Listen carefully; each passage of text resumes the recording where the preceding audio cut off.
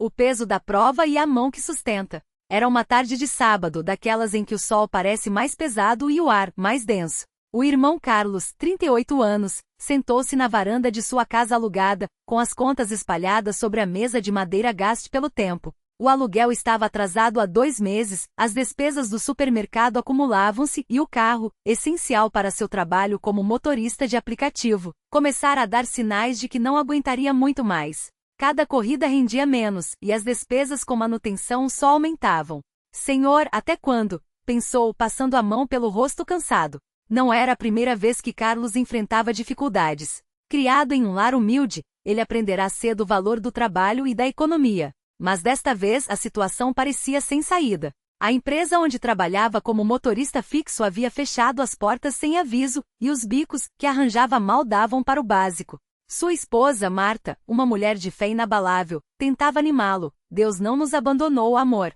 Lembra do que o irmão Paulo falou no culto? Deus prova os que ama, ponto. Carlos assentia, mas no fundo, a dúvida roía seu coração. Será que eu fiz algo errado?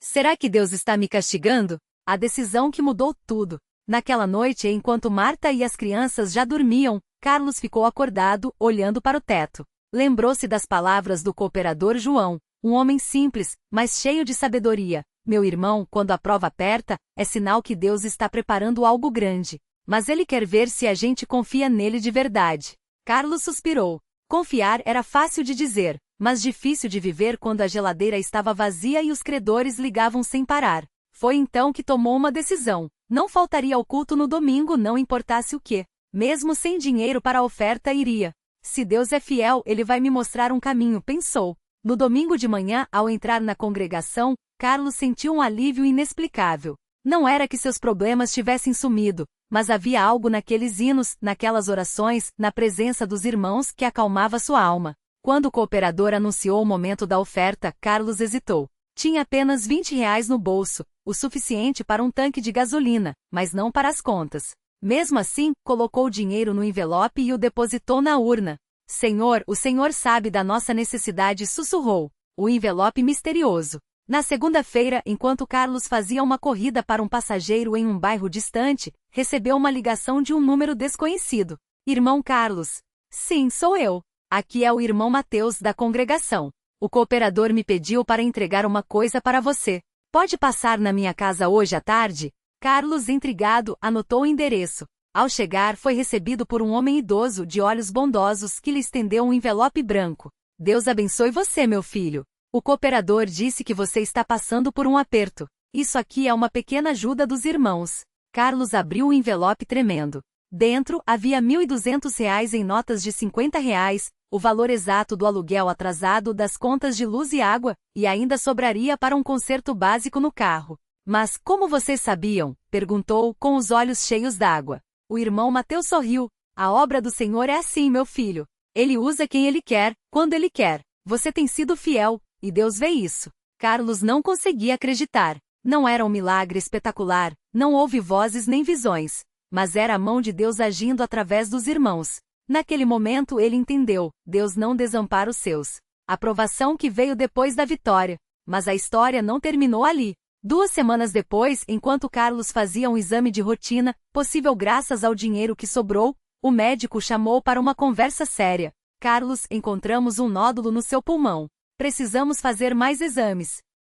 O mundo pareceu desabar novamente. Por que, Senhor? Clamou em silêncio. Acabei de receber uma bênção, e agora isso? Marta, ao saber, abraçou-o forte. Não é um, agora isso, amor. É um, Deus está no controle. Lembra do que o irmão Paulo sempre diz? As provas não são para nos destruir, mas para nos preparar, ponto. Os exames confirmaram, um tumor benigno, mas que precisava ser removido. A cirurgia era cara, e o plano de saúde não cobria tudo. Mais uma vez, Carlos se viu diante de um abismo financeiro e emocional. Mas desta vez ele não duvidou. Reuniu a família, oraram juntos e no culto seguinte, Carlos se levantou e pediu oração. O jejum que moveu o céu. O cooperador, ao saber da situação, convocou a igreja para um jejum de 3 dias. Não foi um pedido dramático, nem uma campanha barulhenta, apenas um aviso simples. Irmãos, nosso irmão Carlos precisa da nossa intercessão. Quem puder jejuar, que o faça em silêncio, buscando a face do Senhor. Carlos, Marta e as crianças jejuaram comida e água por 24 horas, apenas tomando um pouco de suco à noite. No segundo dia, enquanto orava em seu quarto, Carlos sentiu uma paz tão grande que soube, Deus já havia respondido. No terceiro dia, o telefone tocou. Era o Dr. Renato, um médico da congregação que trabalhava em um hospital particular. Carlos, eu falei com os amigos aqui e conseguimos agendar sua cirurgia para a semana que vem com um desconto especial. E olha só, o irmão anônimo pagou 60% do valor. Você só vai precisar cobrir o restante. Mas, como? Quem foi? Não sei, meu irmão. Alguém deixou o dinheiro na secretaria do hospital com um bilhete, para o irmão Carlos. Deus é fiel. Ponto.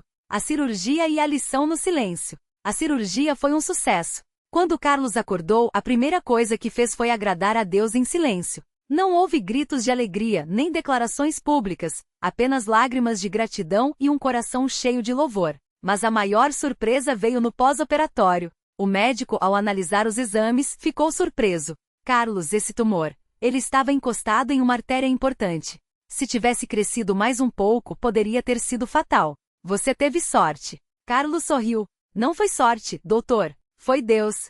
O jovem que voltou para casa. Enquanto Carlos se recuperava, um jovem de 19 anos, filho de um casal da congregação, começou a se afastar. Lucas havia sido batizado nas águas um ano antes, mas depois de uma decepção amorosa, parou de frequentar os cultos. Seus pais, desesperados, pediram a Carlos, agora já mais forte, que fosse conversar com ele. Carlos não deu sermão. Sentou-se com Lucas em um parque e contou sua própria história. Lucas, eu também já pensei em desistir. Já achei que Deus tinha me abandonado. Mas sabe o que aprendi? Que Ele nunca nos deixa. Às vezes a gente não entende o porquê das coisas, mas Deus está trabalhando, mesmo quando a gente não vê. Lucas ouvia em silêncio, os olhos baixos.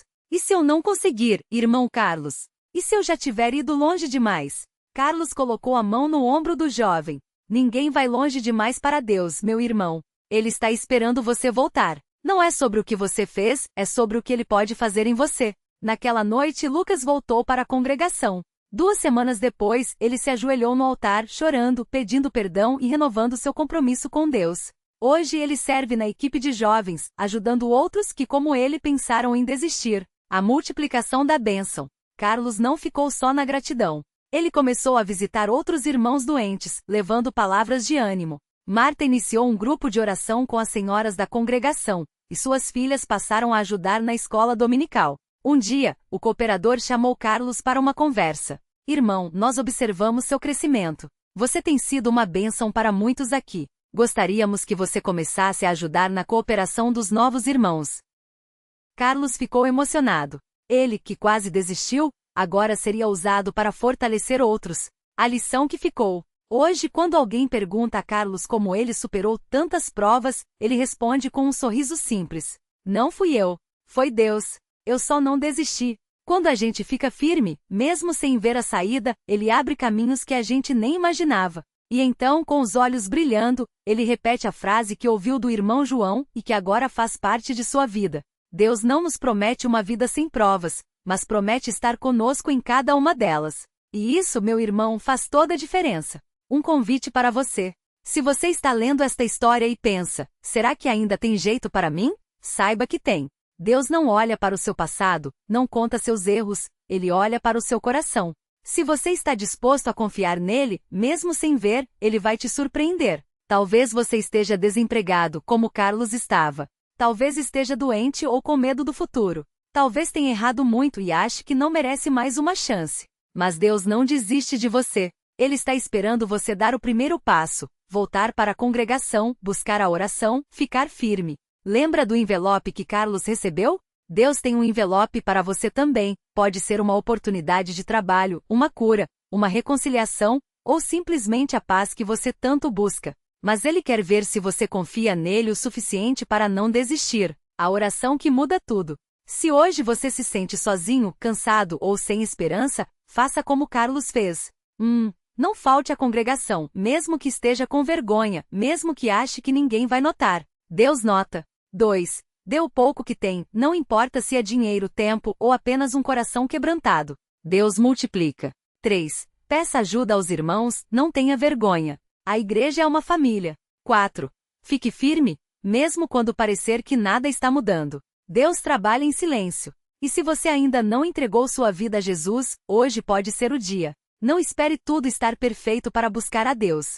Ele te aceita exatamente como você está. Glória a Deus! Que esta história fortaleça sua fé, como fortaleceu a de muitos na congregação. Que você saiba sem sombra de dúvida que Deus é fiel, que Ele ouve suas orações, e que a sua prova tem um propósito. E quando a bênção chegar, e ela vai chegar, não guarde só para você.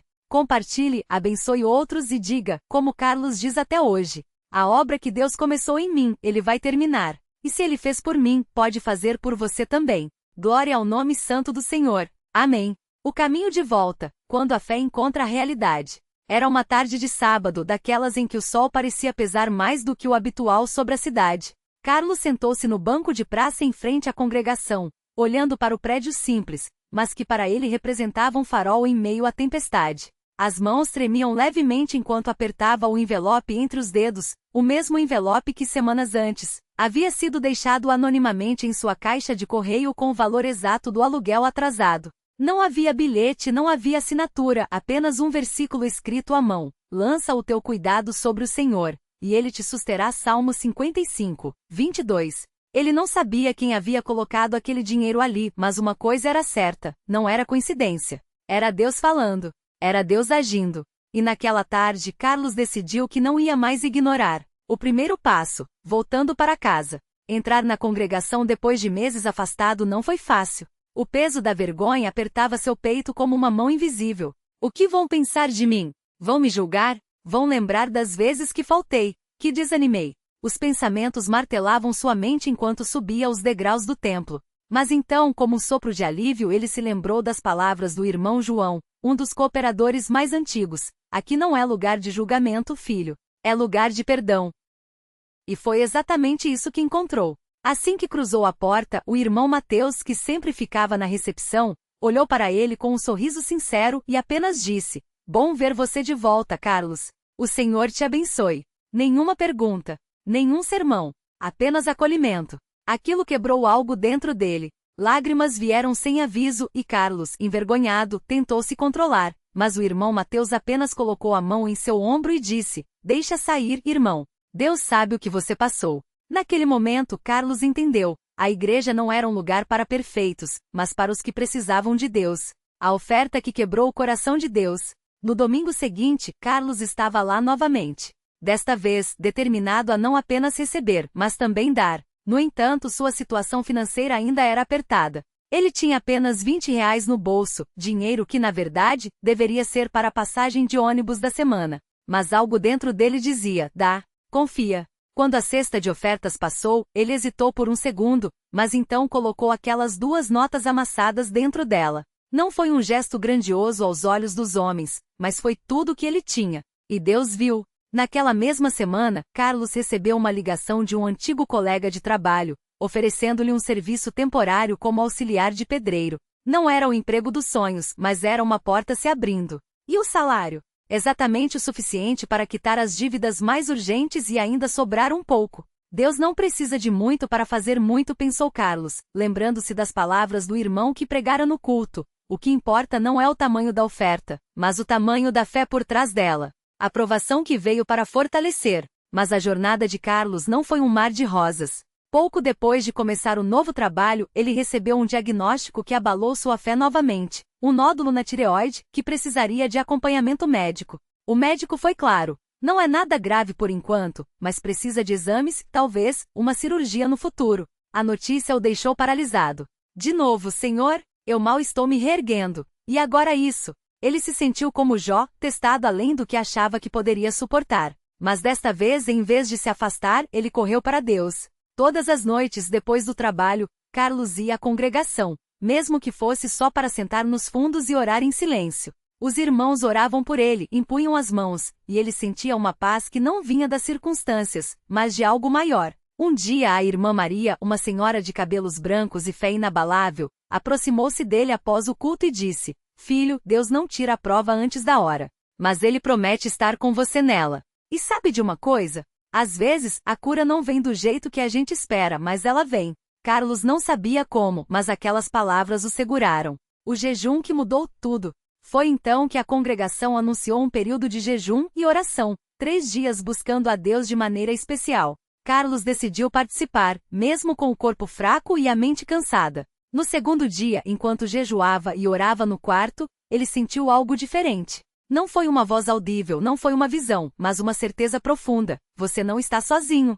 Naquela mesma noite sonhou com um versículo que não conhecia: porque eu, o Senhor, sou teu Deus que te seguro pela mão direita e te digo, não temas, eu te ajudo. Isaías 41, 2.13. Ao acordar, ele procurou o versículo na Bíblia e chorou. Não eram lágrimas de tristeza, mas de alívio. Deus estava falando diretamente com ele. Quando voltou ao médico para os exames de rotina, o resultado foi uma surpresa: o nódulo havia diminuído significativamente. O médico, surpreso, disse: isso não é comum. Alguma coisa está funcionando a seu favor. Carlos sorriu por dentro. Ele sabia o que, ou melhor, quem era. De recebedor a abençoador, a multiplicação da graça. Com a saúde melhorando e as finanças se estabilizando, Carlos sentiu que Deus estava o chamando para algo maior. Ele começou a ajudar na limpeza do templo nas sextas-feiras, um serviço humilde, mas que o enchia de alegria. Depois passou a participar das visitas aos enfermos, levando não apenas palavras de ânimo, mas também seu próprio testemunho. Foi numa dessas visitas que ele conheceu Rafael, o jovem de 19 anos que havia se afastado da congregação depois de cair em más companhias. Rafael estava desanimado, cheio de culpas, e achava que não tinha mais lugar na igreja. Carlos viu nele um reflexo de si mesmo alguns meses antes. Eu sei como você se sente, disse Carlos, sentando-se ao lado do jovem no pequeno quarto alugado. Também achei que não tinha mais jeito. Mas Deus não desiste da gente, Rafael. Nunca. Rafael olhou para baixo, envergonhado. Mas eu fiz coisas ruins, irmão. Como é que Deus ainda vai querer me ouvir? Carlos sorriu e contou sua própria história, as dívidas, o desespero, o envelope misterioso, a cura. E então, com voz firme, disse: Deus não olha para o seu passado. Ele olha para o seu coração. Se você quer voltar, Ele está esperando de braços abertos. Aquilo tocou Rafael. Na semana seguinte, ele estava no culto, chorando enquanto os irmãos oravam por ele. Pouco tempo depois foi batizado nas águas, e hoje é um dos jovens mais ativos na congregação, ajudando outros que, como ele, achavam que não tinham mais esperança. A lição que ficou: fé não é ausência de provas, mas confiança no meio delas. Hoje, quando Carlos olha para trás, ele não vê apenas as dificuldades, mas as mãos de Deus sustentando-o em cada passo. Ele aprendeu que, Deus não nos promete uma vida sem lutas, mas promete estar conosco nelas. 2. As maiores bênçãos muitas vezes vêm depois das maiores provas. 3. A igreja não é um clube de perfeitos, mas um hospital para os quebrantados. 4. O que Deus pede de nós não é grandeza, mas fidelidade. E a cada domingo, quando ele vê novos rostos na congregação, pessoas que, como ele, estão voltando para casa, ele se lembra do envelope, do sonho, da cura, e do jovem Rafael. Tudo isso não foi coincidência. Foi Deus escrevendo uma história de redenção.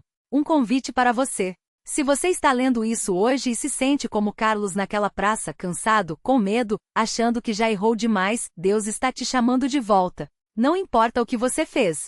Não importa há quanto tempo está afastado. O que importa é que Ele ainda te ama, e sua porta está aberta. Talvez você esteja esperando um sinal. Talvez esteja esperando que as coisas melhorem para então buscar a Deus. Mas aqui está a verdade: Deus não espera que você esteja perfeito para te abençoar. Ele te abençoa para que você se torne quem Ele sonhou que você fosse. Então, dê o primeiro passo. Volte para a congregação. Fale com o irmão. Ore, mesmo que seja com palavras trêmulas. Dê o pouco que tem, mesmo que sejam apenas migalhas de fé. Fique firme, porque assim como Carlos descobriu, Deus não desampara os seus. E a história que Ele começou em você, Ele vai terminar. Glória ao nome santo do Senhor. Amém.